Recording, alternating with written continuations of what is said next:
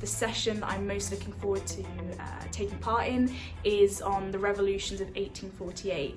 Now, those revolutions were so important in improving and perfecting Marx's understanding and Engels of revolution and the role of the working class. So I'm really looking forward to hearing more about that and how that applies to Marx's theory. With the major cost of living crisis and now the biggest war on European soil, I am most looking forward to the world perspectives. This is a discussion of the global class struggle, and it outlines the main tasks of revolutionaries throughout the world. I am very much looking forward to the talk on Marxism and family. I'm a very big fan of the original work by Friedrich Engels, and I think it's crucial to have a materialist understanding of the origins of oppression of women, especially when countering bourgeois feminism. I'm really excited for our talks on the revolutionary legacy of Rosa Luxemburg, the Spanish conquest of the Americas, and the Marxist theory of knowledge.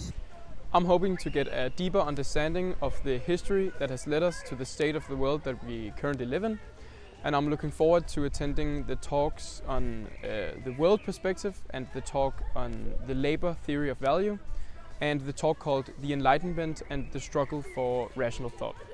Another workshop I'm very much excited for is the one on Marxism and art.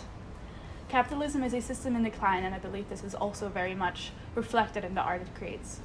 Creativity and quality is very much being haltered by a profit-based system. I'm most looking forward to the session on dialectics.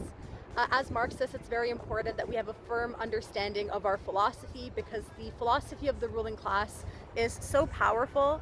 They have control of the media, our education system. They put so much money into having their philosophy be the dominant philosophy.